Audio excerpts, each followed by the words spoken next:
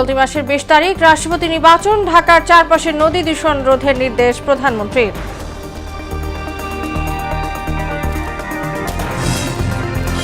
হাসিনা ইস্যুতে ভারতের ভূমিকায় ক্ষুব্ধ বাংলাদেশ, জানালেন পররাষ্ট্র প্রতিমন্ত্রী। শহীদদের অসম্মান করেছে দিল্লি, অভিযোগ বিএনপির। ৩ দিনের মধ্যে গ্যাস সরবরাহ স্বাভাবিক হবে, জানালেন জ্বালানি মন্ত্রী। মহেশখালী এলএনজি টার্মিনাল থেকে ৮০০ মিলিয়ন ঘনফুট যুক্ত। এবং সোমবার একযোগে এসএসসি ও সমমান পরীক্ষার ফল প্রকাশ, সংগ্রহ ও দেখার নিয়মাবলী পরবর্তীতে জানানোর ঘোষণা।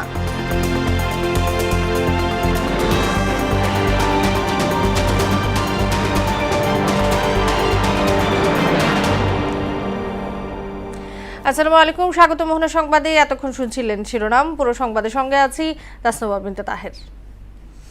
রাষ্ট্রপতি নির্বাচনের তফসিল ঘোষণা করেছে ইসি। মনোনয়নপত্র দাখিলের তারিখ নির্ধারণ করা হয়েছে ১৩ আগস্ট এবং ২০ আগস্ট অনুষ্ঠিত হবে ভোট গ্রহণ। বৃহস্পতিবার দুপুরে এক ব্রিফিংয়ে এ তথ্য জানান ইসির সিনিয়র সচিব আক্তার আহমেদ। ২০ আগস্ট দুপুর ২টা থেকে বিকেল ৫টা পর্যন্ত জাতীয় সংসদের অধিবেশন কক্ষে এই কার্যক্রম অনুষ্ঠিত হবে। এমআর আসাদের রিপোর্ট।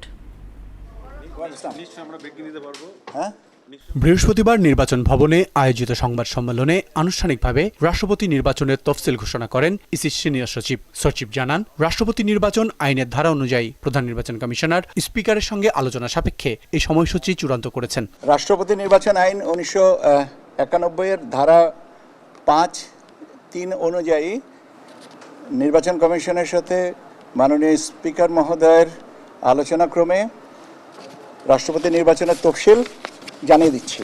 আক্তার আহমেদ জানান, তফসিল অনুযায়ী মনোনয়নপত্র দাখিল ১৩ আগস্ট সকাল ১০টা থেকে বিকাল ৪টা পর্যন্ত। মনোনয়নপত্র যাচাই বাছাই ১৬ আগস্ট সকাল ১০টা থেকে নির্বাচন ভবনে।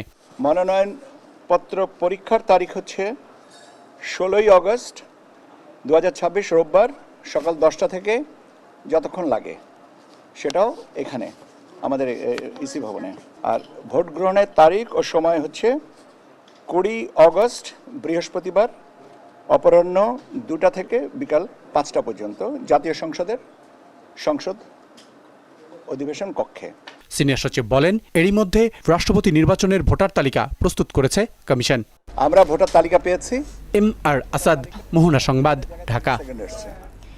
রাজধানী চারপাশ ঘিরে থাকা নদীর দূষণ রোধে সংশ্লিষ্টদের কর্মপরিকল্পনা তৈরির নির্দেশ দিয়েছেন প্রধানমন্ত্রী তারেক রহমান। তিনি বলেন, পর্যায়ক্রমে দেশের সব নদীর পানি দূষণমুক্ত করার উদ্যোগ নেওয়া হবে।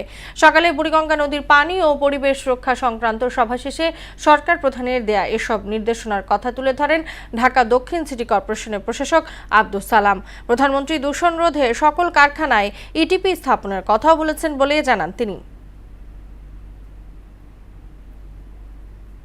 মন্ত্রিপরিষদ বিভাগের সভাকক্ষে বুড়িগঙ্গা নদীর পানি ও পরিবেশ উন্নয়ন শীর্ষক এক বৈঠক অনুষ্ঠিত হয়। সভা শেষে কথা বলেন ঢাকা দক্ষিণ সিটি কর্পোরেশনের প্রশাসক আব্দুস সালাম। বলেন, দূষণ বন্ধে প্রতিটি ফ্যাক্টরিতে ইটিপি স্থাপনের নির্দেশ দেওয়া হয়েছে। মাননীয় প্রধানমন্ত্রী এই ব্যাপারে আগেও বলেছেন আমাদেরকে, এবং আজকে একটা কর্মপরিকল্পনা তৈরি করার জন্য তিনি নির্দেশ দিয়েছেন। কলকারখানা যেগুলো আছে তারা যাতে সরাসরি নদীতে না ফেলতে পারে এবং সেগুলোকে ফেলার আগে যাতে একটা প্রসেসের মধ্য দিয়ে বিষাক্তটা যাতে নদীতে না পড়ে, সেই ব্যাপারে ইটিপি এসটিপি যেখানে যা বসানো দরকার সেগুলো বসাইতে হবে। প্রধানমন্ত্রীর মুখ্য সচিব এবিএম আব্দুস সাত্তারের সঙ্গে সাক্ষাৎ করেন বাংলাদেশ প্রতিবন্ধী কল্যাণ সমিতির সভাপতি আব্দুস সাত্তার দুলাল এবং ক্ষুদে বিজ্ঞানী ওয়াকিমুল ইসলাম রিফাত। এ সময় তারা বলেন, প্রতিবন্ধীদের কল্যাণে কাজ করতে বর্তমান সরকারের প্রধানমন্ত্রী তারেক রহমান অত্যন্ত আন্তরিক। স্মার্ট কার্ড বহুত পরিচিত, যে প্রাইম মিনিস্টার মাননীয় প্রধানমন্ত্রী সাহেব তিনি এই গাড়িতে উঠেছিলেন অ্যান্ড আমি ড্রাইভ করতেছিলাম, সেই গাড়িটাই কিন্তু প্রতিনিয়ত আপডেট হচ্ছে। প্রধানমন্ত্রী জনাব তারেক রহমান আমাকে কিছু অর্থনৈতিক সহযোগিতা করেছে। আশা করি আমি এই সামনে অনেক ডেভেলপ করতে পারবো। আমাদের এই বিশাল জনগোষ্ঠীকে আপনি বাদ দিয়ে কোনো উন্নয়ন রাষ্ট্রের সম্ভব নয়।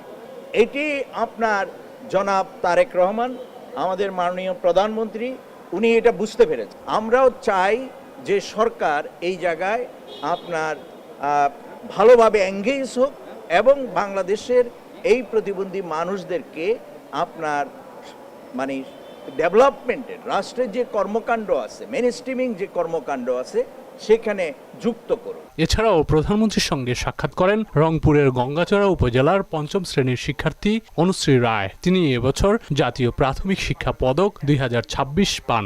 এ সময় প্রধানমন্ত্রী তারেক রহমান একটি হারমোনিয়াম উপহার দেন। প্রধানমন্ত্রীর সঙ্গে সাক্ষাৎ শেষে আনন্দে আত্মহারা ক্ষুদে সঙ্গীতশিল্পী অনুশ্রী রায় তার স্বপ্নের কথা জানান।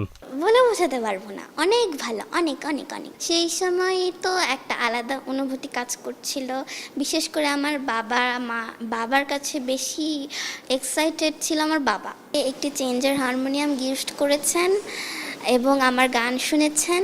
পরে প্রধানমন্ত্রীর সঙ্গে সাক্ষাৎ করেন কুড়িল বিশোরের নিরাপত্তা কর্মী তাবিউল ইসলাম রাকিব। তিনি বাগেরহাট মোরেলগঞ্জের পানগুছি নদীর উপর সেতু নির্মাণের এলাকাবাসীর দাবির কথা তুলে ধরেন। তানজিদ ভুইয়া, মোহনা সংবাদ, ঢাকা।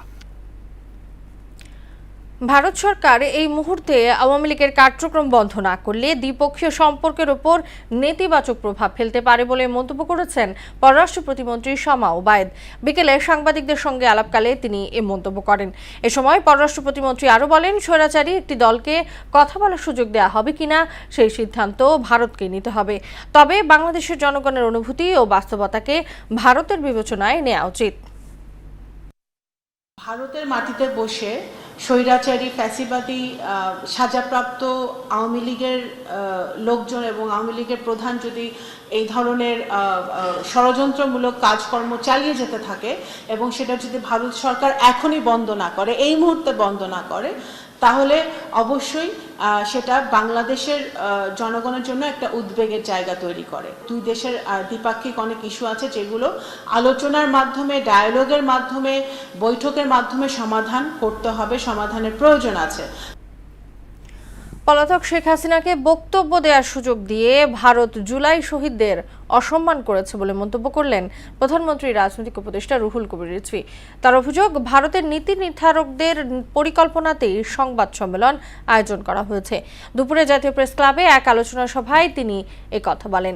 শেখ হাসিনাকে ফেরত না দিয়ে দিল্লি তাকে রাজনীতির সুযোগ করে দিচ্ছে উল্লেখ করে এই ঘটনাকে সার্বভৌমত্বের প্রতি অপমানজনক আচরণ বলে মন্তব্য করেন প্রধানমন্ত্রীর উপদেষ্টা। আমাদের সার্বভৌমত্বকে সম্মান করবেন না, আমাদের স্বাধীনতাকে সম্মান করবেন না। আপনারা ইচ্ছামতো মানে শেখ হাসিনাকে দিয়ে ইচ্ছামতো তারা দেশ তাদের মতো নিয়ন্ত্রণে রাখতে পেরেছিল, এখন তো নিয়ন্ত্রণে রাখতে পারবে না। এই কারণে তারা খুবই অসন্তুষ্ট। এই কারণে আবার হাসিনাকে টুলস হিসাবে, একটা যন্ত্র হিসাবে ব্যবহার করার চেষ্টা করছে বাংলাদেশে। ৫ সেপ্টেম্বর থেকে ঢাকা, চট্টগ্রাম সহ সারা দেশে লং মার্চ কর্মসূচি ঘোষণা করেছে জামায়াত। রাজধানীর মুক্তাঙ্গনে ১১ দলীয় ঐক্যের অবস্থান কর্মসূচিতে এই কর্মসূচির ঘোষণা দেন জামায়াত আমির ও বিরোধী দলীয় নেতা ডাক্তার শফিকুর রহমান। এ সময় সরকার ৫ মাসে মৌলিক অধিকার রক্ষায় ব্যর্থ হয়েছে বলে মন্তব্য করেন জাতীয় নাগরিক পার্টি এনসিপির আহ্বায়ক নাহিদ ইসলাম। আরও জানাচ্ছেন উষা ফেরদৌস। জ্বালানি তেল গ্যাস সংকট, বিদ্যুতের ভুতুড়ে বিল, মূল্য বৃদ্ধি, আইন শৃঙ্খলার অবনতি, নিত্য প্রয়োজনীয় দ্রব্যের লাগামহীন ঊর্ধ্বগতির প্রতিবাদে অবস্থান কর্মসূচি ১১ দলীয় ঐক্যের। শ্রাবণের বৃষ্টির অজর ধারা উপেক্ষা করে মানুষ চুলা হাঁড়ি পাতিল নিয়ে কর্মসূচিতে অংশ নেয়। এতে ভুক্তভোগীরা শিগগিরই সংকট সমাধানের দাবি জানান।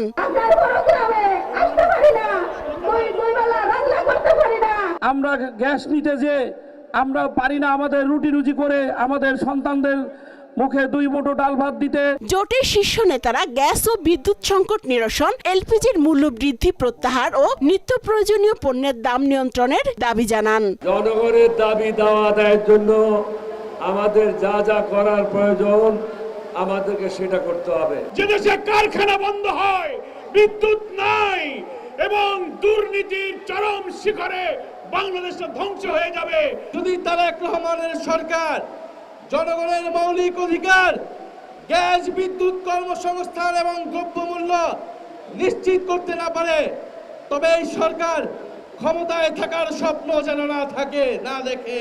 এ সময় ঢাকায় মহাসমাবেশ সহ 4 বিভাগে লং মার্চ কর্মসূচি ঘোষণা করা হয়। 5 September Dhaka Chattogram long march দিয়ে এই কর্মসূচি শুরু হবে। 19 সেপ্টেম্বর ঢাকা রংপুর, 10 অক্টোবর ঢাকা খুলনা ও 24 October Dhaka Sylhet long march অনুষ্ঠিত হবে। আর ঢাকা মহাসমাবেশ হবে 14 নভেম্বর। 5 সেপ্টেম্বর ঢাকা থেকে চট্টগ্রামের পথে লং মার্চ। আমরা পরিষ্কার বলে দিচ্ছি, এই লং মার্চ জনগণের দাবি আদায়ের জন্য। অতীতের কায়দায়, ফেসিবাদী কায়দায় আমাদের লং মার্চে যেন কোনো বাধা দেওয়া না হয়। 19 সেপ্টেম্বর ঢাকা থেকে আমরা রংপুর পৌঁছবো ইনশাআল্লাহ। 10 অক্টোবর শনিবার ঢাকা থেকে খুলনা, খুলনা থেকে যশোর, কুষ্টিয়া হয়ে ইনশাআল্লাহ আবার আমরা ঢাকায় ফিরবো।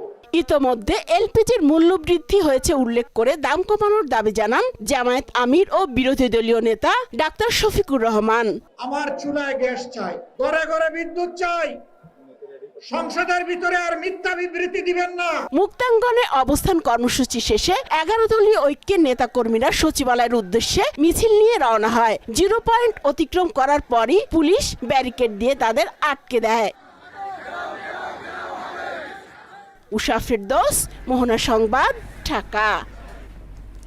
সর্বসাধারণের জন্য উন্মুক্ত করে দেওয়া হয়েছে জুলাই গণ অভ্যুত্থান স্মৃতি জাদুঘর।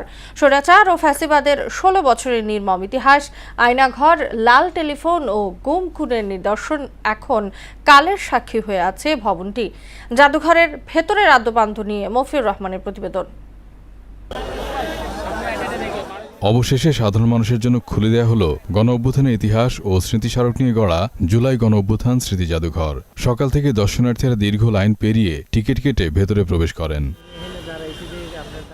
সাবেক গণভবনের প্রধান ফটক পেরিয়ে ভেতরে পা রাখতেই গা শিউরে ওঠে থমথমে বাস্তবতায়। দর্শনার্থীরা শুরুতে মুখোমুখি হচ্ছে ফ্যাসিবাদী আমলের নির্যাতন, গুম খুনে প্রাণ দেয়া শহীদ স্মরণে নির্মিত প্রতীকী গণকবরের। বেশি এক্সাইটেড ছিলাম, এর জন্য প্রথম দিনে আসছি। জনগণের টাকায় তৈরি ভবনে থেকে কিভাবে জনগণের ছাত্র জনতার উপর গুলি চালানোর নির্দেশ দিয়েছে। যে সমস্ত শহীদদের বিনিময়ে আমরা একটা নতুন দেশ পাইছি, সেই সমস্ত শহীদদের স্মৃতিগুলো আবার নতুন করে স্মরণ করার জন্য আমরা এখানে আসছি। গণকবর পেরিয়ে চোখে পড়ে ফ্যাসিবাদের অন্ধকার প্রকোষ্ঠ আয়নাঘর। নিখোঁজ শত শত মানুষের ওপর মধ্যযুগীয় বর্বরতা ও বন্দিশালার অবিকল প্রতিরূপ এখানে ফুটিয়ে তোলা হয়েছে। আসল আয়নাঘরে যারা ছিল তাদের অনুভূতিটা হচ্ছে এমন, এইভাবে একটা মানুষ বাঁচতে পারে না। যেই নির্যাতন করছে এটা ফ্যাসিস্ট হাসিনা ছাড়া আর কারো দ্বারা সম্ভব ছিল না। দেয়াল জুড়ে শোভা পাচ্ছে আন্দোলনের সময়কার বিদ্রোহী গ্রাফিতি ও স্লোগান। আর গণভবনের মূল ভবনের ভেতরে প্রবেশ করলে চোখে পড়ে ফ্যাসিবাদের দুঃশাসনের অজস্র নথিপত্র ও গুম খুনের নানা দলিল। জুলাই আন্দোলনের নানা ফটোগ্রাফ ও শিল্পকর্ম দেখে আপ্লুত বিভিন্ন বয়সী দর্শনার্থী। সমাজে এগুলো হয়েছিল, ক্রাইমগুলো হয়েছিল, সেগুলোই ছবিগুলো দেখতেছি। মেন হল দেখলাম, তারপরে যেখানে আসলাম ওখানে টর্চার সেলগুলো দেখলাম, অনেক কিছু দেখলাম। যাদেরকে হচ্ছে টর্চার হয়েছে সে চেয়ার, তারপর হচ্ছে আয়না ঘরের যে সিসিটিভি ফুটেজ, এমন অনেক কিছু তো দেখলাম। তবে সবচেয়ে বেশি ভিড় জমেছে বিশেষ একটি কক্ষে রাখা সেই আলোচিত লাল টেলিফোনের সামনে। যে ফোন ব্যবহার করে গুম খুন ও দমনপীড়নের নির্দেশ দেওয়া হতো, সেই ফোনালাপের অডিও রেকর্ড বাটন চেপে সরাসরি শুনছেন দর্শনার্থীরা। এখান থেকে আলাপ করা হচ্ছিল যে ক্যাম্পাসগুলো কিভাবে নিয়ন্ত্রণ করবে, কাদের দ্বারা, ছাত্রলীগ দ্বারা মানে নিয়ন্ত্রণ করতে হবে। এগুলো হচ্ছে মানে শেখ হাসিনা হচ্ছে ফোনের নেতাকর্মীদেরকে নির্দেশনা দিয়ে দিচ্ছে। মানে তাদের উপর যেরকম নির্যাতন করা হয়েছে, এটা কখনোই একজন মানুষের পক্ষে আরেকজনকে এরকম নির্দেশ দেওয়া কখনোই কাম্য নয়। এটা গণভবনের রাজকীয় বাসভবন থেকে রূপান্তর হওয়া এই জাদুঘর কেবল একটি দর্শনীয় কেন্দ্র নয়, আগামীর প্রজন্ম যেন কোনোদিন স্বৈরাচার ও ফ্যাসিবাদের অন্ধকার অধ্যায়কে ভুলে না যায় এমন শিক্ষাই দিচ্ছে এই জাদুঘর। মফিউর রহমান, মোহনা সংবাদ, ঢাকা। 2-3 দিনের মধ্যে গ্যাস সরবরাহ স্বাভাবিক হবে বলে জানিয়েছেন বিদ্যুৎ, জ্বালানি ও খনিজ সম্পদ মন্ত্রী ইকবাল হাসান মাহমুদ টুকু। দুপুরে সচিবালয়ে সাংবাদিকদের প্রশ্নের জবাবে এ তথ্য জানান মন্ত্রী। এর আগে কক্সবাজারের মহেশখালীতে ভাসমান এলএনজি টার্মিনাল থেকে 800 মিলিয়ন ঘনফুট গ্যাস জাতীয় গ্রিডে যুক্ত হবে বলে জানায় রূপান্তরিত প্রাকৃতিক গ্যাস কোম্পানি লিমিটেড। এদিকে টানা সংকটে চরম ভোগান্তিতে পড়েছে সাধারণ মানুষ। মনিরুল ইসলামের প্রতিবেদন। দেশজুড়ে অব্যাহত গ্যাস সংকটে বিপর্যস্ত সাধারণ মানুষ। থমকে আছে গাড়ির চাকা, গ্রাহকের অপেক্ষা যেন নিরন্তর। জ্বলছে না চুলা, সময় মতো রান্না করাও দুষ্কর এখন। কি আবাসিক কি যানবাহন, গ্যাসের অভাবে মুখ থুবড়ে পড়ার দশা শিল্প কারখানারও। এমন বাস্তবতায় সুখবর দিল রূপান্তরিত প্রাকৃতিক গ্যাস কোম্পানি লিমিটেড। খুব দ্রুতই জাতীয় গ্রিডে যুক্ত হবে ৮০ কোটি ঘনফুট গ্যাস। পরিসংখ্যান বলছে দেশে প্রতিদিন প্রায় ৩৮০ কোটি ঘনফুট চাহিদার বিপরীতে সরবরাহ হচ্ছে ২১৫ কোটি ঘনফুট গ্যাস। এ নিয়ে ঘাটতি দাঁড়াচ্ছে ৮৫ কোটি ঘনফুট। এ নিয়ে সচিবালয়ে সাংবাদিকদের মুখোমুখি হন জ্বালানি ও বিদ্যুৎ মন্ত্রী ইকবাল হাসান মাহমুদ টুকু। বলেন, কক্সবাজারে মহেশখালীতে ভাসমান এলএনজি টার্মিনালের কারিগরি ত্রুটি ঠিক হয়েছে। ২ থেকে ৩ দিনের মধ্যে গ্যাস সরবরাহ স্বাভাবিক হবে বলে দাবি করেন তিনি। আশা করি বিকালের মধ্যে ফ্রিজিং শেষ হয়ে যাবে। ফ্রিজিং শেষ হয়ে গেলে বিকাল থেকে গ্যাস সঞ্চালন আবার শুরু হবে এবং সঞ্চালন শুরু হয়ে গেলে আস্তে আস্তে আমাদের যেখানে প্রেশার কমে গেছে প্রেশারটা উন্নত হবে এবং মোটামুটি যে সমস্যার মধ্যে পড়েছি সমস্যা উত্তরণ করতে পারবো। স্বাভাবিক হতে ২-৩ দিন লাগবে। ফ্যাসিস্ট হাসিনা সরকার নজিরবিহীন লুটপাট করে জ্বালানি খাতকে ধ্বংসের দিকে ঠেলে দিয়েছে বলেও অভিযোগ করেন মন্ত্রী। মনিরুল ইসলাম, মোহনা সংবাদ, ঢাকা। চলতি বছরের এসএসসি ও সমমান পরীক্ষার ফল আগামী ১০ আগস্ট সারা দেশে একযোগে প্রকাশ করা হবে। বাংলাদেশ আন্তঃশিক্ষা বোর্ড সমন্বয় কমিটির এক বিজ্ঞপ্তিতে এ তথ্য জানানো হয়েছে। ফলাফল সংগ্রহ ও দেখার নিয়মাবলী পড়ে পৃথক বিজ্ঞপ্তির মাধ্যমে জানিয়ে দেওয়া হবে। চলতি বছরের এসএসসি ও সমমানের পরীক্ষা গত ২১ এপ্রিল শুরু হয়ে চলে ২০ মে পর্যন্ত। এরপর ব্যবহারিক পরীক্ষা অনুষ্ঠিত হয়। এবছর পরীক্ষার্থী ছিল ৮,৫৭,০০০-এর বেশি।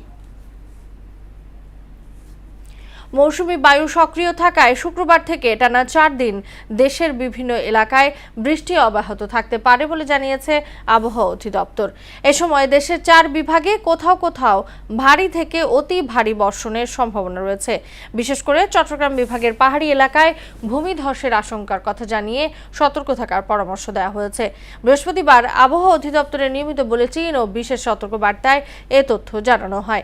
আবহাওয়া অধিদপ্তরের তথ্য মতে সক্রিয় মৌসুমী বায়ুর প্রভাবে সকাল ৯টা থেকে শুক্রবার সকাল ৯টা পর্যন্ত ঢাকা, খুলনা, বরিশাল ও চট্টগ্রাম বিভাগের কোথাও কোথাও ৪৪ থেকে ৮৮ মিলিমিটার পর্যন্ত ভারী ও ৮৮ মিলিমিটারের বেশি অতি ভারী বৃষ্টিপাত হতে পারে।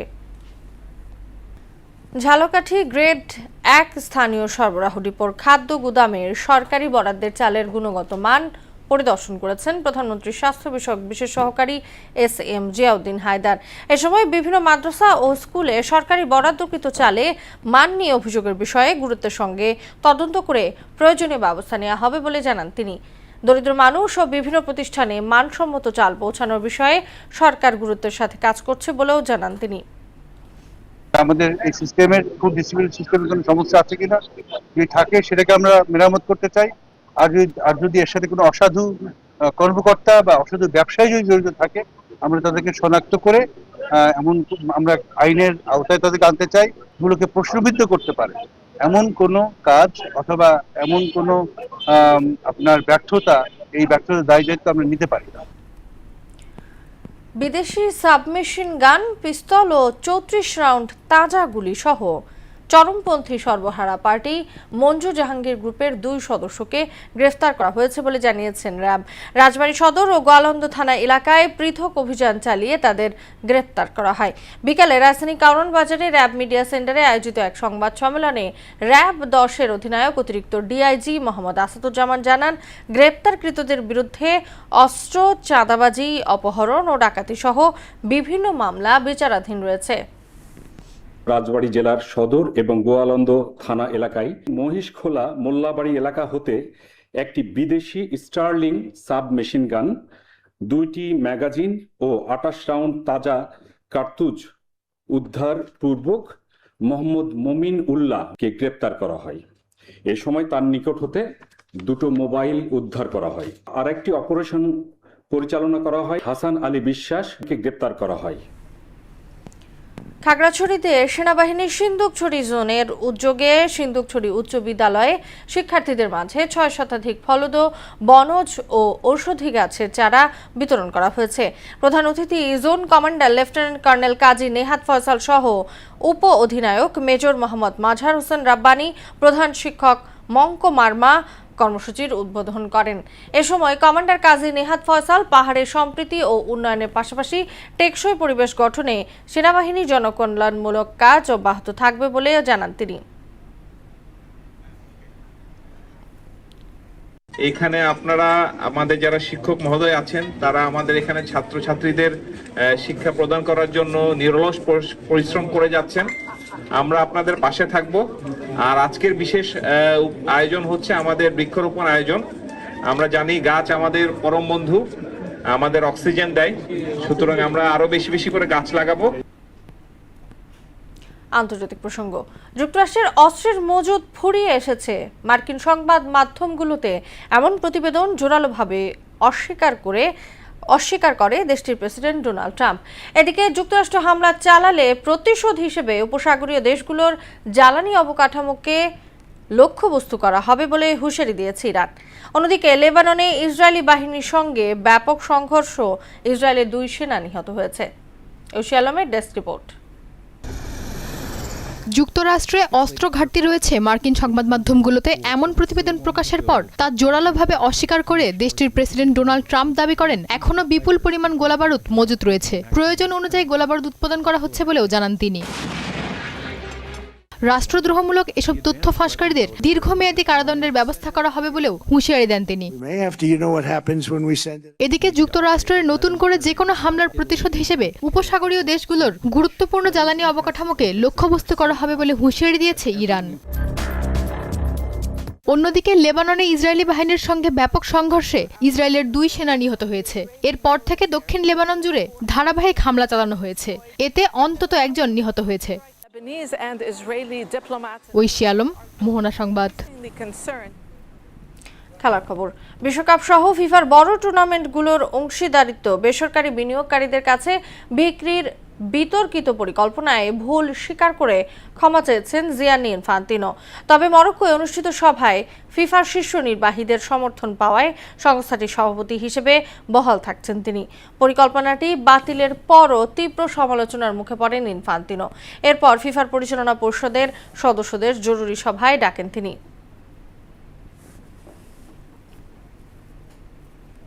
শেষ করব মোহনা সংবাদ, যাবার আগে শিরোনামগুলো জানিয়ে দিচ্ছি আরও একবার।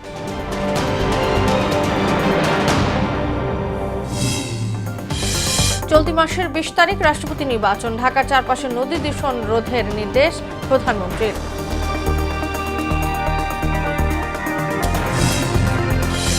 হাসিনা ইস্যুতে ভারতের ভূমিকায় ক্ষুব্ধ বাংলাদেশ, জানালেন পররাষ্ট্র প্রতিমন্ত্রী। শহীদদের অসম্মান করেছে দিল্লি, অভিযোগ বিএনপির। 3 দিনের মধ্যে গ্যাস সরবরাহ স্বাভাবিক হবে, জানালেন জ্বালানি মন্ত্রী। মহেশখালী এলএনজি টার্মিনাল থেকে 80 মিলিয়ন ঘনফুট যুক্ত। এবং সোমবার একযোগে এসএসসি ও সমমান পরীক্ষার ফল প্রকাশ, সংগ্রহ ও দেখার নিয়মাবলী পরবর্তীতে জানানোর ঘোষণা।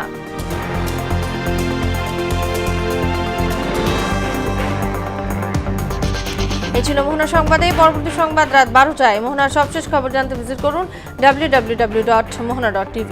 সংবাদ দেখতে পারেন ফেসবুক ও ইউটিউবে। এতক্ষণ সঙ্গে থাকার জন্য ধন্যবাদ সবাইকে।